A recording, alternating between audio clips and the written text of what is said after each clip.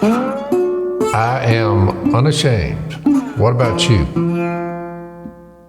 Maybe that's your problem while you're going blind and you don't feel. We had an interesting Boy, break. during the in between these two episodes, Zach dropped a word that I was not familiar with. I had to look it up. It's still on my computer screen. It was called entropy. Yeah. So then I read the definition, which I was more confused than when I started. Well, tell them the context of how I said it. I think that'll help. Well, I don't remember what you said. Well, you were we were talking about you were stretching vision law. We were talking about age, and I said the one thing that none of us are going to escape is entropy. Yeah. So you said that, entropy. And all of a sudden I thought, I can't escape something that I don't know what it is. So that's why I couldn't escape, because someone would say, you're struggling with entropy. And I would say, what'd you call it? Well, it all started because Zach couldn't read the ads because he can't see now. And so Maddie, who's like 21 years old or whatever she is, she 23 years old, she's like, just make a bigger font. Like, she has no patience with our old man isms. And so she's telling Zach, just make your font bigger, read. And then Zach's stretching during the break in between. I was like, who stretches for a podcast? Well, let's do a test. Yeah, he was actually literally stretching. He was stretching. Like, I'm watching him on camera, and I was like, who stretches for a podcast? When you're stretching so that you can sit down for an hour? Zach, how many fingers am I holding up? I can see. You got two. I've increased the screen size. So I got you. I read the second definition, which I missed one word. It said physics. Why didn't you just say that? Physics. It's all physics. And it's all physics. Physically. Yeah. Over time, we're going downhill. We go down. And we're doing this on purpose because it does kind of lead into what we're going to talk about. It really today. does. But I'll read the definition for the people who listen to Jase's redneck logic. It is a lack of order or predictability, gradual decline into disorder. So the body, that's what happens. Yeah. So, another way of saying it is that things tear up over time. Yeah. Well, exactly. They just, but you know what's interesting about this word entropy? The reason why I use it a lot is probably about 20 years ago when I got into apologetics. One of the writers I was reading about was using this. It's a scientific fact. I mean, it's a law of the universe. It's actually the second law of thermodynamics, which is about heat and matter and, think of thermo, heat. But imagine the universe, and every star in the universe is like a campfire. And with any campfire, if you sit around it long enough and you don't add wood to it, what happens to it? Burns out. It burns out. So that's entropy. That what it's trying to do is the campfire is trying to get to the same temperature as everything around it, which is called equilibrium. And so the philosophers looked at this and they said, the past has to have a beginning. Like Genesis 1 has to be. The Christian philosophers have said this, that the Genesis 1 has to be true because the past has to have a beginning. It can't be like this eternal regression of there has to be a beginning to all this because of the second law of thermodynamics. Because given enough time, every fire in the universe will eventually burn out. But they're clearly not burned out because we still have the sun that gives us heat and a lot of other stars as well, which means that we haven't been here for an infinite amount of time. Because if we had been, there wouldn't be any heat left. And so we actually can look at entropy as a tremendous example and evidence for the existence of the true claims of the Bible, because it points to the fact that the universe began to exist. It hasn't always been here. Do you want me to translate that for you? Yeah, can you translate that? No, I'm going to give you the translation for all the simple-minded people out there. Someone started the fire. That's number one. Yeah, that's it. Number two, there are humans who sit around a fire, and then there are humans that go get something to put on the fire. That would be my count while you're sitting before you do some stretching so you can sit around the fire. You're gonna bring some duck and deer and something to roast over the Fish, fire. Yeah, I got that from Jesus. Post resurrection. It takes all kind of people though. We need each other. What was the first thing? The fire. Well, I don't know about the first. What was one of the first things Jesus did post-resurrection? He ate. He started a fire. Started a fire. Fire yeah. came Cooked the first. fish. The fire came fire came first. And we've been That's on good. fire ever since. You know why he did that? Crickets. Because he could. Because he could. It's always a good answer. He may have just touched it. He may have just touched it and lit up. We don't know that. Dead men don't start fires, Zach. That's where I'm going with that. They don't do that. They don't eat feast either. So, Zach, when you were saying that, it took me back to, you remember and I think it was for this podcast, but now that I'm sitting there, I'm not sure if it was that or In the Woods with Phil.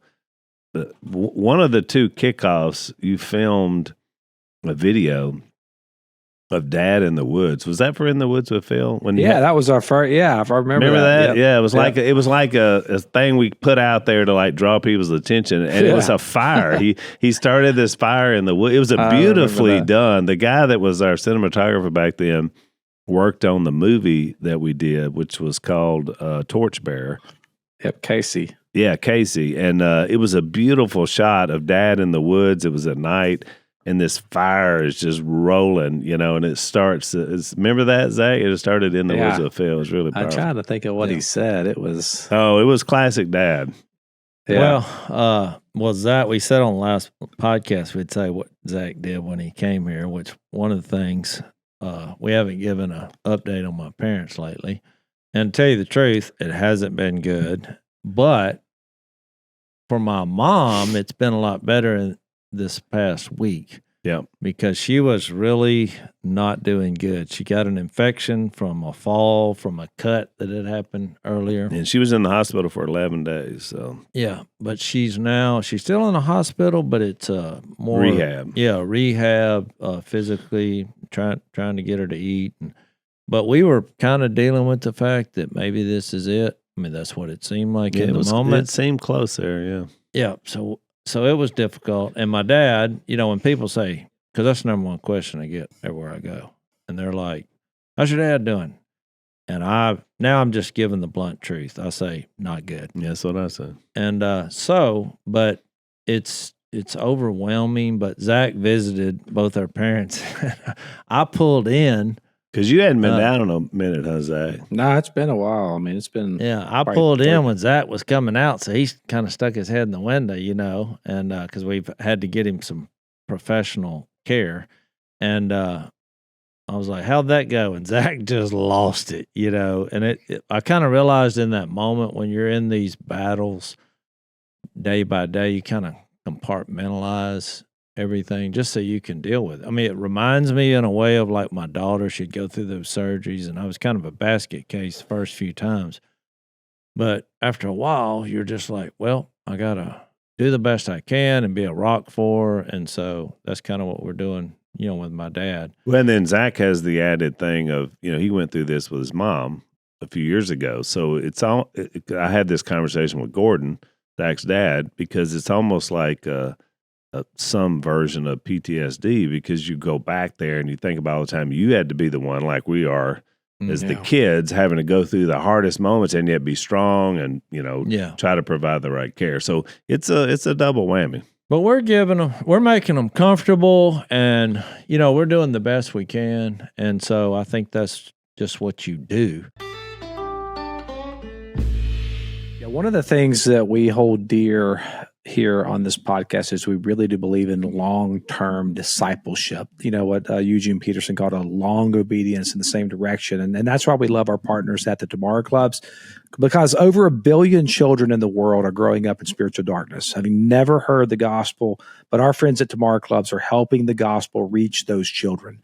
Tomorrow Club started in Ukraine back in 1997, and they've grown to become the country's largest children's ministry. And 3 years ago, war in Ukraine turned everything upside down. Families were torn apart, communities were shattered, but in the midst of it all, God opened doors. In partnership with local churches, Tomorrow Clubs have reached more children and families than ever before. And as these families were forced to flee their homes, Tomorrow Clubs offered hope and discipleship to kids facing unimaginable hardship. And today, against all odds, the ministry in Ukraine is growing and it's thriving. Nearly 14,000 kids now gather each week to learn what it means to follow Jesus. Is that not amazing? That matches up with what we want to be a part of here in the Unashamed podcast. Is we believe in long-term discipleship, relationships, partner with local churches, and the importance of raising up the next generation in faith. And we are inviting our Unashamed listeners to become a Tomorrow Club's ministry partner by sponsoring 30 or more kids with a monthly donation of just $1 per child. Just $1 per child per month to bring the life-changing hope of the gospel to young people in places like the war-torn country of Ukraine. Go to tomorrowclubs.org/unashamed today to learn more and become a Tomorrow Clubs ministry partner. That's tomorrowclubs.org/unashamed. He was watching Westerns when I walked in the bedroom. Yeah. He was in there watching a Western movie, and but yeah, it was. I think when you're in it, like you guys are, you're seeing the fade. I hadn't been around and I hadn't seen him in a few months, so I come in. It's like whoa, which I remember when Cy came up to see my mom. Yeah, and he walked in to see her, and of course, he just. I mean, he was like me with you yesterday, Jase. I mean, he just lost it. We hugged each other and cried together. But it's because he hadn't seen her and that he had never, so I think you have an image in your mind. I've said this a lot about dementia and Alzheimer's. I think anyone in our audience who's gone through it, this will resonate with them, that we talk a lot about how it steals the memories of the ones who have the disease. But for me, it also steals the memory of the one caring for the people who have the disease, because you're seeing this slow progression over time, and it's hard to watch. But when you come in, it's a little more shocking when you see it, in real life. But I lost it. It was a kind of a tough trip. I didn't anticipate that. I didn't anticipate, either breaking down on you either, Jase. But yeah, well, it's just it's been tough. But we appreciate the prayers. Mm-hmm. And look, the bottom line is, we've been talking about these signs, and even we went the story on the last podcast talking about Hezekiah getting 15 more years. And, at some point, Hezekiah died. This is the hand we're dealt. And there's a spark. Zach and I talked about this, which was really powerful. There's a spark, of hope in both my parents, that at their lowest moments during this process, which my mom's on an upswing now, which is awesome, you still see that spark. Yeah. It's in there. And, it's the Spirit of God.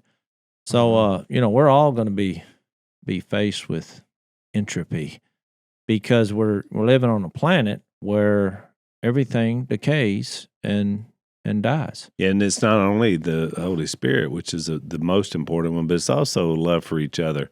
And, Zach, you were involved in The Blind, which was a story of where they came from. But, they've been together 60 years now, and they haven't been able to be together in proximity for a few weeks.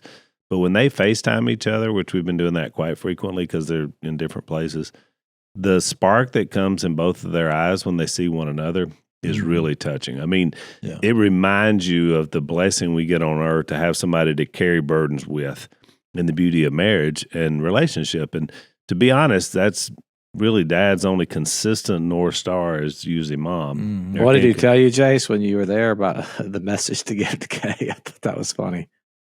About the Navy? No, the one where he said, tell her to call me. Oh, yeah.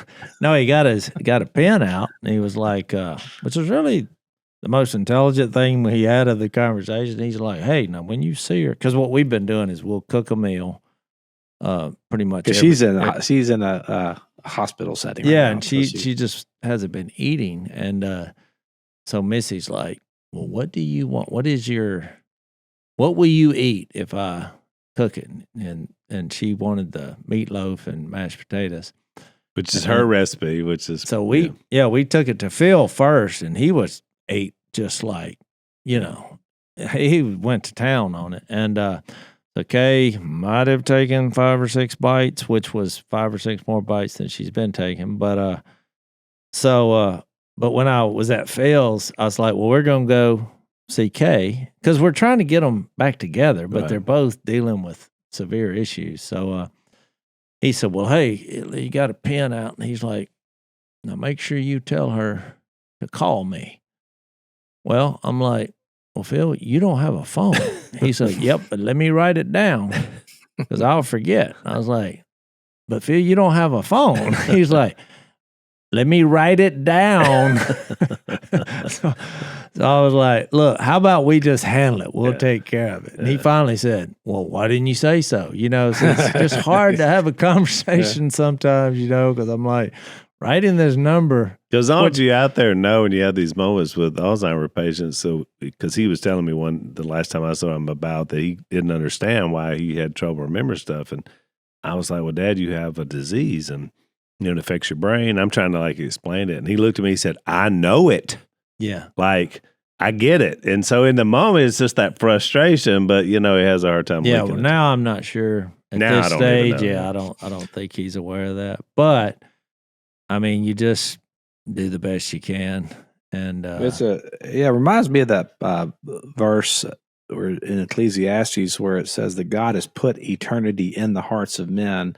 And then there's that Psalms 90, teach us, Lord, to number our days. I think it says so that we might gain certain wisdom. And I think that it is really important to contemplate your own mortality. Yeah. I mean, I think you see it when you have loved ones facing stuff, but you know, Jase, you made this point before. We're going through the Gospel of John. But every one of the people that got healed, they eventually didn't get healed. Exactly. I mean, we are part of a bigger story, and this side of the second coming. So, you know, we emphasize the kingdom is here a lot on this podcast, but we also need to remember that it's not fully here. There is going to be a full consummation later. Well, exactly. And and it was like the Apostle Paul, Zach. I was just to a sermon Sunday in Kentucky, and the guy that preached it, one of the last verses he read was Paul telling Timothy, you know, I'm already being poured out like a drink offering. And that really struck me because I've been thinking a lot about mom and dad and praying. Mm-hmm. And I thought, you know, Paul got to he knew the end was coming. Yeah. And look, you won't do any more than he was doing for the kingdom. I mean, most of the books of the New Testament he wrote. And so he realized it in the moment and said, look, it's poured out. And it hit me in that moment. I thought, you know what? My dad's been pouring it out for 50 years. You're talking about an all-in person. And, you know, wherever we get to in this journey, we realize that at some point we pour it out and then we cross over. I mean, this is going to happen to every one of us. Well, even in the last chapter of the book of John, you know, there's a little tension there about Peter. You know, Jesus starts talking about his death, you know, and he's like, hey, well, what? And then he's looking at John like assuming, oh, what about him? How come he's not going to die? You know, and remember, Jesus said, if I want him to remain alive until I return, what is that to you? Follow me. Yeah. So, you know, I think we're all about looking at things that happen on the earth and realize God is still reigning by giving us the Spirit as a deposit, you know, guaranteeing our inheritance. And even through this struggle, my dad has the Holy Spirit of God. My mom has the Holy Spirit of God. I mean, death has become a glitch that was a snap of the fingers, you know. So, but this is part of the journey and part of the life. I mean, God introduced this new creation to us that we have the Spirit. And that's why I said you can see people that are doing this on a daily basis with my parents. Oh, it's there. You see the spark. You see the Spirit. So, well, when he had a little nightstand when I walked in. You guys are there a lot more than I am, but he had 3 things on the nightstand I thought was interesting. And this sums up kind of his life. The biggest item on the stand was the Bible. The Bible. The Bible. The second biggest was a book about duck species, which I thought was funny. Well, somebody sent that. Some listener sent that to give to my dad, and I'm grateful because he really likes that. It was like written in when he was it was like 1970, I think. It was like 40 years ago. It was because in his mind, he kind of went through a stage there where it was like 1970. So, and then what's the other thing? The one that I should have suspected, but it was kind of the one that kind of hit me was it was a glass of tea, of unsweet tea. Yeah. I said, he's got all the essentials. He's got what he needs. Well, I came in there a couple of days ago and said, just letting you know what today is, whatever. I read the date off my phone. and he was like, 2025. Are you kidding me? I was like, yeah, it's 2025. I was like, and so I did his speech that we've heard 1,000 times. I said, look, it's 2025 years since Jesus was here on the earth. And he was like, hold it. And so he started looking. I said, what are you looking for, Phil? And he wouldn't say, because he couldn't think of the name of what he was looking for, which turned out to be a pen. And he said, I need to write this down.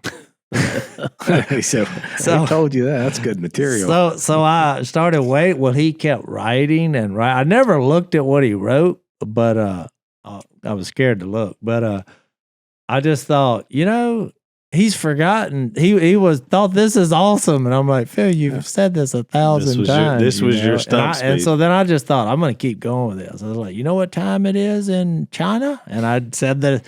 Yeah, I was like, the same date. And he's like, hang on.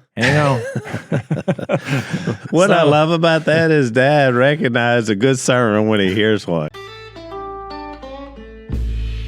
know what the problem with trees are? What's that? They grow too slow. That's clever. Now, we have a company. Their motto is fast growing trees. I've gone on record saying I would never hug a tree. However, if one could go fast, I might actually hug it. Well, fellas, springtime is here. Time to get out in the yard. Have you got out in your yard yet, Al? I have, and especially down here in the southern layer, this is where Lisa and I do our best yard work. And fast-growing trees is a big part of that because they've sent me some palm trees, some fruit trees, and so I'm definitely busy doing my spring work outside. Fast Growing Trees is the biggest online nursery in the U.S. with thousands of different plants and over 2 million happy customers, 2 of which are right here, Al and myself. I planted the Leland cypress. Fast Growing Trees offers a variety of plants, including fruit trees, privacy trees, flowering trees. They got shrubs, all tailored to meet your needs, your climate, your space. And there's an easy online ordering process and quick delivery straight to your door. Plus, with their Alive and Thrive guarantee and their expert support, your plants will arrive healthy. And you'll receive guidance on choosing the right plants for your yard. Big yard, small yard, doesn't matter. Fast Growing Trees has over 6,000 plants that can fit any space that you have, from indoor plants to fruit trees to full-size privacy trees and more. This spring, they had the best deal for your yard, up to half off selected plants and other deals. And our listeners get an additional 15% off their first purchase when using the code Unashamed at checkout. That's an additional 15% off at fastgrowingtrees.com using the code Unashamed at checkout. Fastgrowingtrees.com, code Unashamed. Now's the perfect time to plant. Use Unashamed to save today. Offer is valid for a limited time. Terms and conditions may apply. Well, it kind of hit me in the moment. It's as frustrating as it is about them forgetting things and not being aware of their condition or their surroundings. You literally can tell any good news every day, and that they act like it's the first time they ever heard it. It's almost new every day. I think it's more a perspective. Kind of like that verse, and is it Jeremiah that talks, or maybe it's Lamentations, says that new mercies are born every morning. Yeah. And that's a good way of looking at life, too. But we're still praying. And like you say, hey, we're not underestimating the power of God. He can do what he wants to. And I'm really grateful that I think he's healed my mom in a way, because it just was looking really grim. But and that's why we haven't been talking about it, because I thought this could go either way here. But she's really bouncing back and seems to be doing better. So. Yeah, and I know some of you out there have struggled because you've sent me notes telling me that, why aren't you speaking more life into them? Jase talked about Hezekiah on the last one, the 15 more years. You understand, when heaven comes to earth and you recognizing the Spirit of God lives in you, we already understand the grasp of eternity. And 78 years seemed like a long time till it didn't. Yeah. You know what I'm saying? Yeah. It's just like for me, 60 years seemed like an old man until I turned 60. Well, and people are commenting from a perspective. They don't know the context. Right. I mean, look, I get it. I understand. And I'm not angry about it, because I'm like, we've given them the greatest care, that they have teams of medical professionals and teams of people who are praying, and we're reading scripture, and we're doing all the things that I think are the right way to do it. And as in my dad's case, I mean, he exercises, he eats, he's being checked out on a daily basis, and just there's no improvement. I mean, this going on for months. Yeah. And so, well, what do? You just do whatever hand you're dealt. Well, and look, I've quoted Dad many, many times as he said it over and over, and I've told him this now in this new era we're in. The resurrection looms large. How many times has he said that on this podcast? So we understand the crossover in eternity. So just believe us in saying that we understand eternity and the value of it, and we're already living in it now. We understand it. Yeah, and where we're at in the text, I mean, what we just did a whole podcast about, look at where the signs are pointing. Yep. I mean, yes, Jesus was given a glimpse of the kingdom, his kingdom, which is there's a new creation that is being formed. Yeah. And he's introducing that. He's showing what it means to be in the presence of the king. Look, he's healing people, he's doing miracles. That's all pointing to him being from the Son of God. But what he plans on doing for each individual on the cross and the resurrection, and ultimately pouring out his Spirit and being seated at the right hand of God as the head of the church.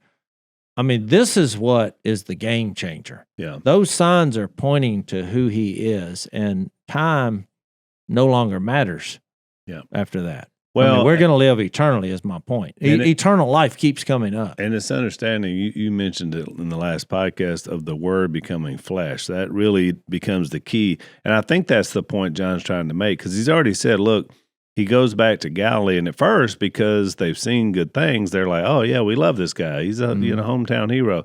Until he starts into who he really is. Yeah. And then it's like, wait a minute, and that's when he got into about not being accepted.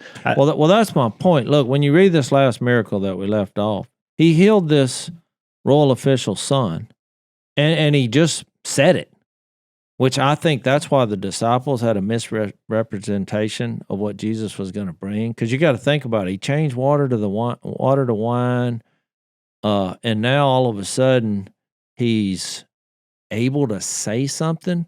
Well, think if you were looking for a king that was going to take on other kingdoms in a warlike fashion. Well, if you had Jesus on your side, you're like, they can't starve us out. I mean, this dude can just get you something to drink out of thin air. And can speak, basically. And it can literally bring food from little into enough to feed Well, that's going to happen in John 6. Yeah, exactly. Well, when you put all those pieces, it's like, this is the ultimate warrior. Yeah. Because if somebody gets stabbed on the battlefield, he can just say, be healed. Yeah. And then he's healed. I mean, in their mind, I think that's what they're thinking. But what it's really pointing to is if Jesus is who he is, well, our view of death changes here. Because it's like, if he has that kind of power, this is where we're going in the signs. When he gets to the seventh sign, he raises a man from the dead. His last one was the resurrection. I'll just give you what a great point, though. I mean, that's why the argument that Paul makes, you're looking for the signs. He said the Jews look for the signs and the Greeks demand wisdom, but we preach Christ crucified, meaning we preach a Christ who died. Well, why would we preach that? Because he didn't stay dead. Well, right. that's the big thing that's happening here in Scripture, and Christianity gives us. It's not just that you don't avoid death. Yeah. As a Christian, you conquer death, and that's a big difference. Now we're talking, and that's what our third sign is going to be about in John 5, because it really becomes not so much about the healing, but more about he did it on the Sabbath. And so now this third sign is going to be that this new Sabbath is the fulfillment of the original picture of the Sabbath, which goes all the way back to creation. John didn't do this by accident. What did he do when he introduced Jesus? He's like, in the beginning. Well, you remember the story of creation, and then God rested. And then they, as God's chosen nation, observed the Sabbath, and it was like a day of rest and fulfillment and celebration. And so he's going to make that the sign that there's a new Sabbath that he's introducing, which a lot of people have missed. Yeah. So you may read this. Yeah. John 5.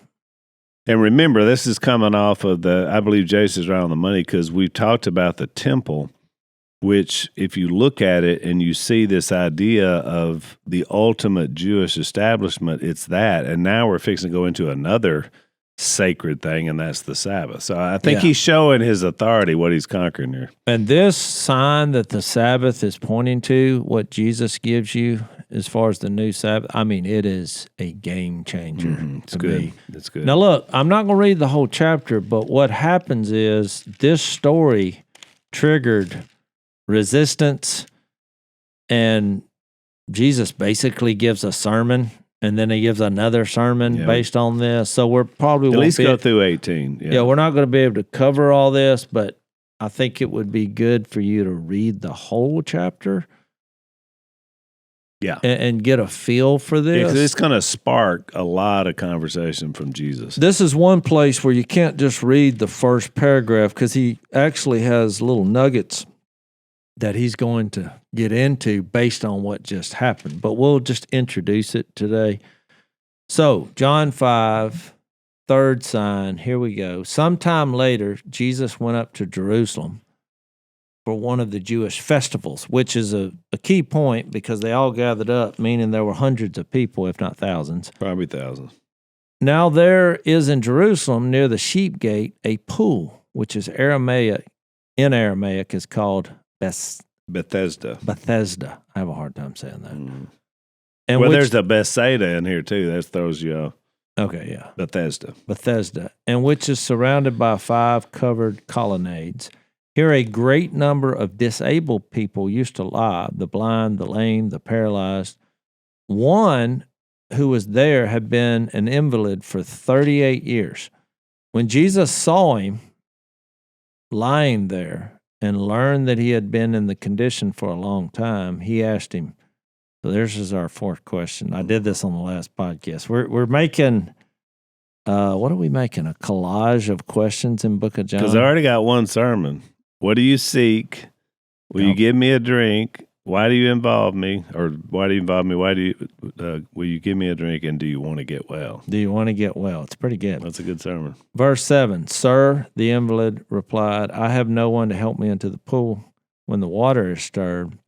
While I'm trying to get in, someone else goes down ahead of me. And you sense a little self-pity there. Yep. But understandably, the man has been crippled for 38 years, an invalid. Which, by the way, that's longer than the lifetime expectancy of this era. I mean, I'm fixed to make a point about that. So just okay. So where'd I leave off? Verse 8. So verse 8. Then Jesus said to him, get up, pick up your mat, and walk. At once the man was cured. He picked up his mat and walked. Well, they say 2 things in life are certain, guys: death and taxes. I might add one more to that. That is that if you're with Verizon, AT&T, or T-Mobile, you could be saving a fortune every month by switching to Pure Talk. Actually, I was reading our comments, and one of our audience members switched from AT&T to Pure Talk and said they're now saving 50% off their bill. That's right, Pure Talk, our sponsor and my cell phone company. They're cutting the fat from the wireless industry. For just $25 a month, you can get unlimited talk, text, and 5 gigs of data on America's most dependable 5G network. And listen to this.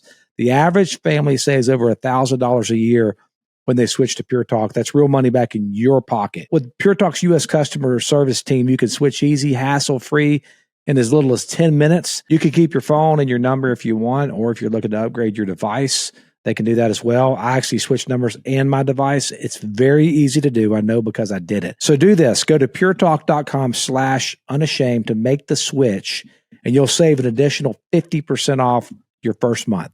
Again, that's puretalk.com/unashamed to start saving today. Pure Talk, wireless by Americans for Americans.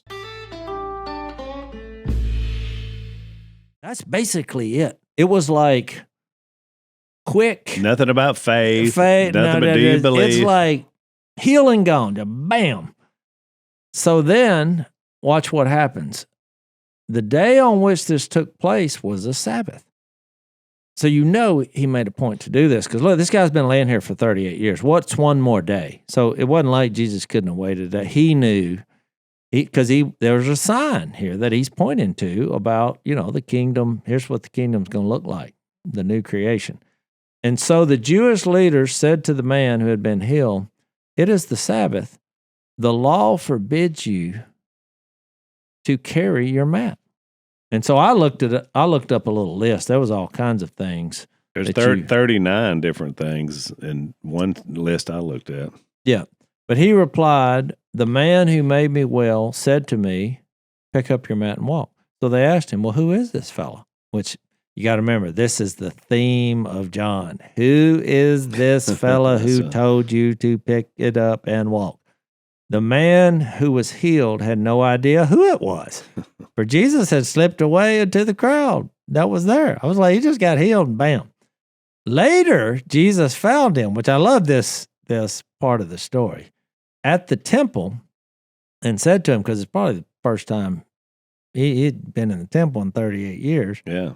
Well, it was, because he would have never been allowed in. See, you are well again. Now watch this statement. Stop sinning or something worse may happen to you. The man went away and told the Jewish leaders that it was Jesus who had made him well. So now he knew. So because Jesus was doing these things on the Sabbath, the Jewish leaders began to persecute him. In his defense, Jesus said to them, "My Father is always at his work to this very day, and I too am working." For this reason, they tried all the more to kill him. Not only was he breaking the Sabbath, but he was even calling God his own Father, making himself equal with God. So there's a lot to unpack there, because their impression was like, God's still resting. Remember the seventh day, he made everything, and we thought that was it. Yeah. And then all of a sudden, a human being they're looking at says, "Oh no, we're working. He's my Father. You did this on the Sabbath." So there's a lot of rabbit holes to go down here. Well, one of the things I wanted to mention was this is something new I learned, and there's a lot of opinion out in the scholarly world, but one of the pictures I saw in one of the books that I've been reading alongside of this was there's a pool that looks a lot like this because of the description, the colonnades and everything there. And it's kind of north of the temple, but it's close. It's like within the shadow of the temple. So it would have been close to the temple if this is the place it was. And they're not 100% sure.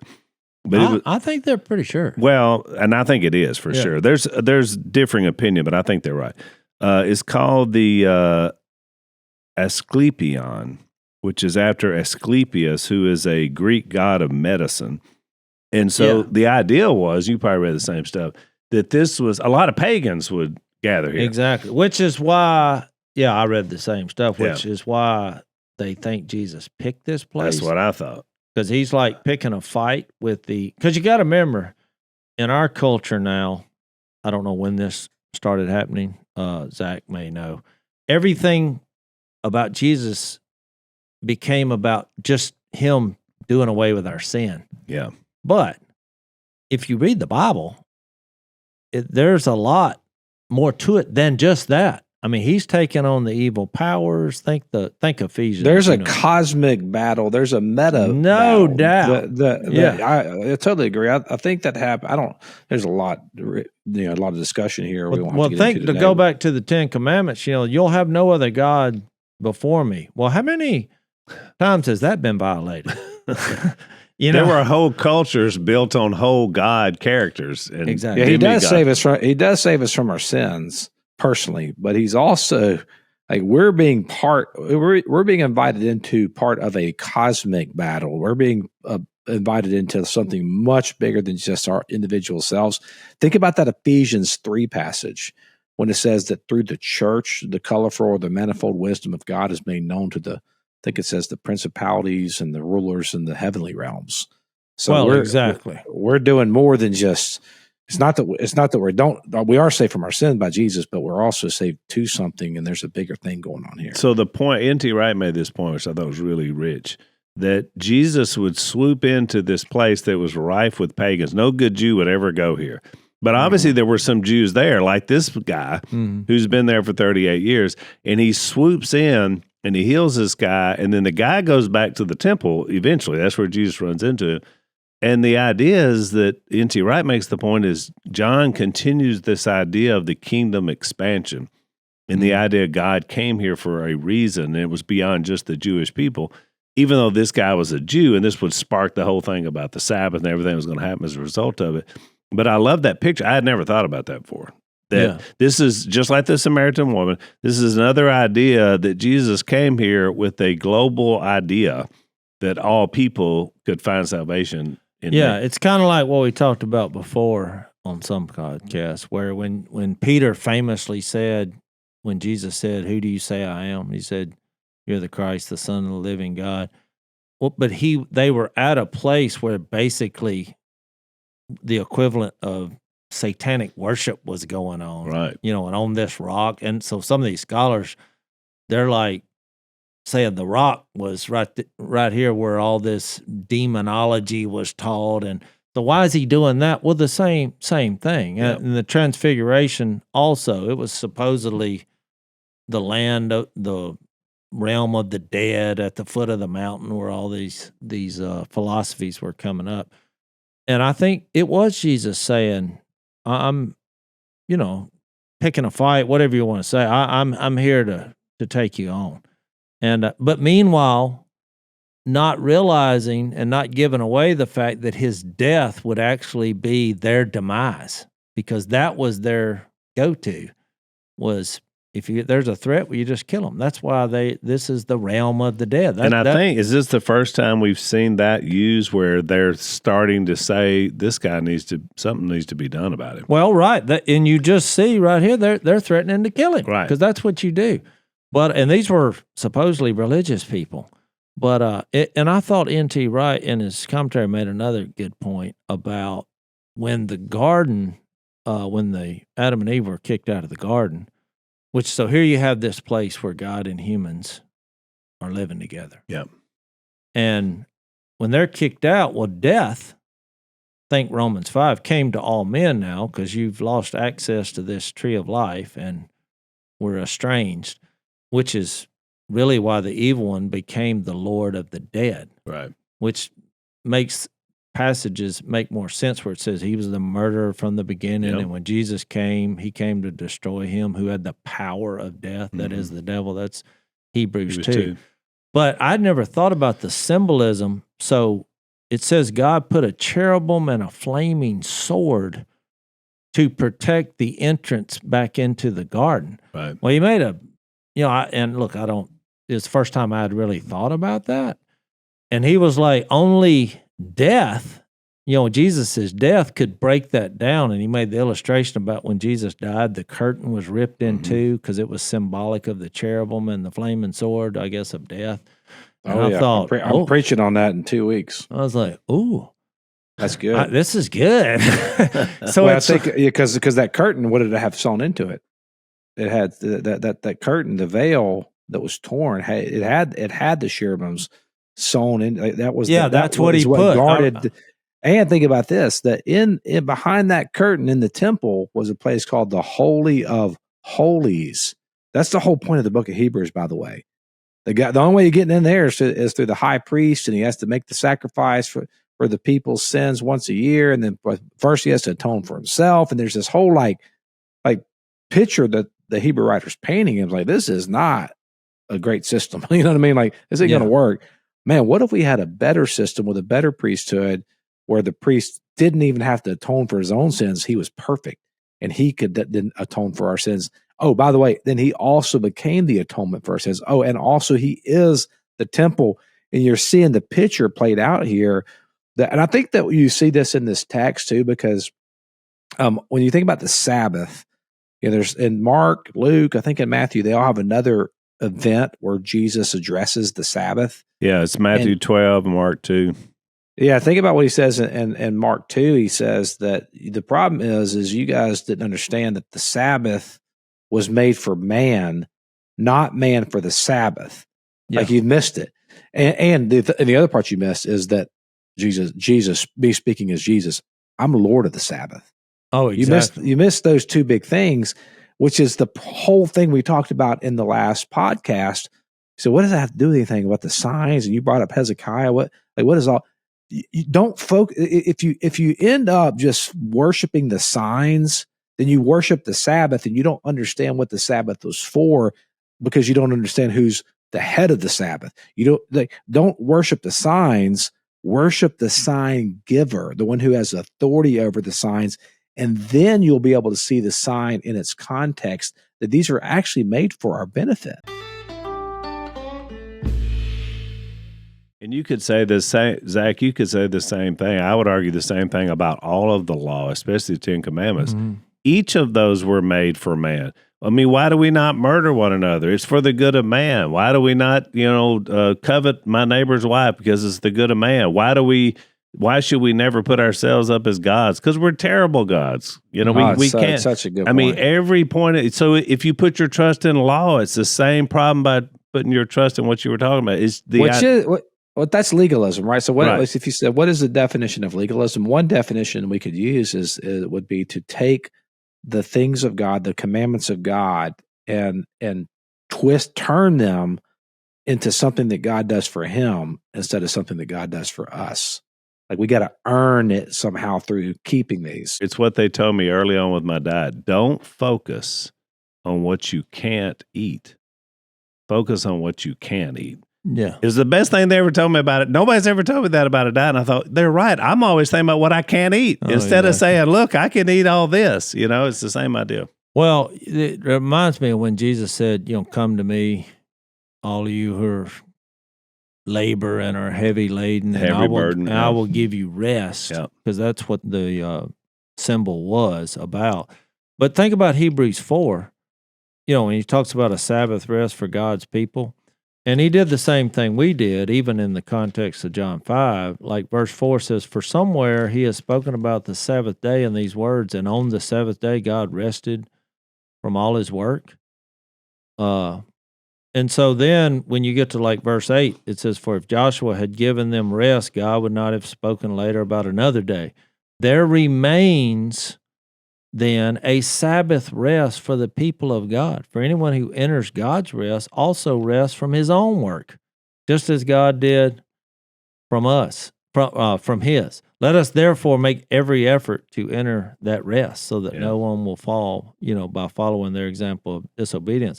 But then it gets into the word of God is living and active, and now you're going back to this living water, because the Greek word for living in that living water was like running water. And here in this pool, I looked it up, and these historians say that they basically had one pool that was going into another pool, and it was creating current and bubbles. And so then this Greek god, they were like, oh no, it's the angel putting bubbles in the water, and so it had this mystique about that. But Which, by the way, if you fast forward thousands of years, the reason people back 100 years ago went to Hot Springs, Arkansas, and all these other places where there are hot springs is because there was a medicinal value. It's like, oh, we got living water. It's bubbling. It's warm, And I think that's why Jesus sought out that one guy, 38 years. I mean, I looked it up. Look, 38 years ago,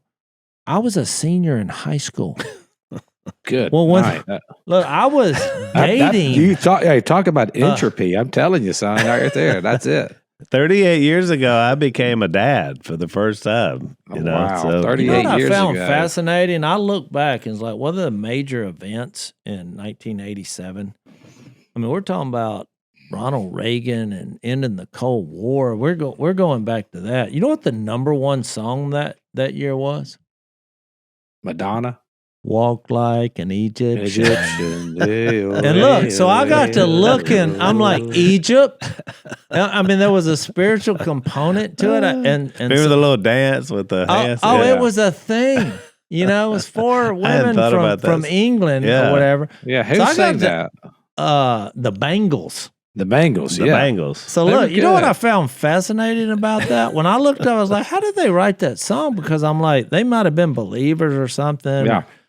So the guy who wrote the song was on a ferry ride somewhere over in Europe, and the waves came up, and he saw how everybody was, because they were trying to keep their balance. And it Yeah. reminded him of the ancient Egyptian portraits on the walls that they had written Where they with have their their hand- arms out. And he's like, these people are walking like Egyptians because the boat's rocking.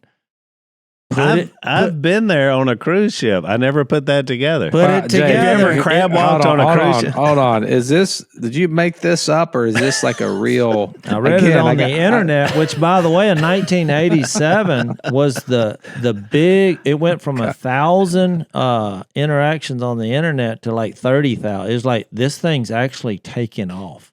Well, let me just say something to our audience here. I think this is important. If you don't think we study for this podcast, the fact that he went that deep. Yeah. I mean, he didn't just. I mean, he thought 1980. I mean, you went on a like you did your work. You did your research. Well, I was a senior in high school, so I was looking at the movies. Like the number one movie was 3 Men and a Baby. Oh wow, Steve Yep. Guttenberg.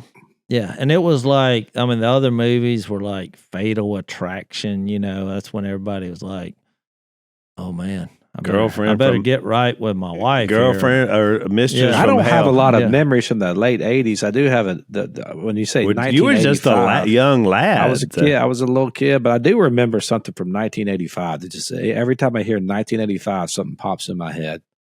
What do you think it is? The most significant event in my mind from See, I was 1985. a sophomore in high school. It was a transitional year for me. I just got married. I had just come to the Lord, so I was just trying to survive. What was it, Zach? The Bears. Oh, the Bears. Well, let me give you this. Do you Remember know how far away this was? Icky Woods, the Icky Shuffle, the Shuffle, 1985 refrigerator Perry. Yeah. The quarterback was Jim McMahon. They were like it was a big thing, the 85 Which is Bears. where the conspiracy started, that football was all about selling you food, which is now a modern day commercial. Yeah, Uber Eats. Because Yeah. they're like the refrigerator. You know, it's all about people selling snacks. What are you eating, Jerry? Rice. Ooh, look, Jerry's eating rice. My favorite commercial right It's now. so good. Look, my wife doesn't get that commercial. I She's like, get- why do you think that's funny? It's so I good. said, it's hilarious, babe. But what I was also going to say, do you realize how long ago that was? Do you know who won the Super Bowl in 1987? Who? The New York Giants. Oh gosh, yeah. Bill Was Sims. that who was the Phil quarterback? Sims. Phil Sims. But I'm just saying, look, I think we read these lines and you take for granted this guy. I mean, we talked about my parents, which has been an incredible decline just in a year or so. This guy's been like this for 38 years, which is why, I mean, you start going back, that's in their day, that's 2/3 of your life. Yeah, if not more. If not- 3/4 maybe. Yeah, 3/4. Yeah. And Jesus asked that question, do you want to get well? Look, which you'd think, well, everybody, that was a very good question. Yeah. I mean, only the creator of the universe could come up with it. That's good. And he's like, sure. And what I found fascinating, because I know we're out of We're time, out of time, dude. because people brought this up, the scholars argue about why he said, stop sinning or something worse may happen to you. But because God does have the confrontation. Jesus has that confrontation about your life. And most of them think that they were going into this argument of whether they thought, oh, you must have lived a sinful life. Or had because you done something to deserve his 38 years. That's Yeah. what I read that too. But Which we I- know from John 9, that's not true. Call me the low-hanging fruit guy, but I don't think he was taking his new life from the creator of the universe in flesh the right way. Yeah. I think it's how he was responding to it. Yeah. It was becoming about him. I love the idea that Jesus doesn't forget to remind us he's not going to leave us like he found us. Well, right. Which- And my last point I want to say is because I think the fact that he didn't know who the guy was, when they said, who healed you? He's like, I don't know. some guy. I think that was a problem. If you have an encounter with Jesus, you need to remember that. Your first question should have been from him is, who are you? Yeah, you should have said, tell me more about who you are. All right, we're out of time. Well, man, what a great place to pick up next time on Unashamed. Thanks for listening to the Unashamed podcast. Help us out by leaving a rating and review on Apple Podcasts. And don't miss an episode by subscribing on YouTube. And be sure to click the little bell and choose all notifications to watch every episode.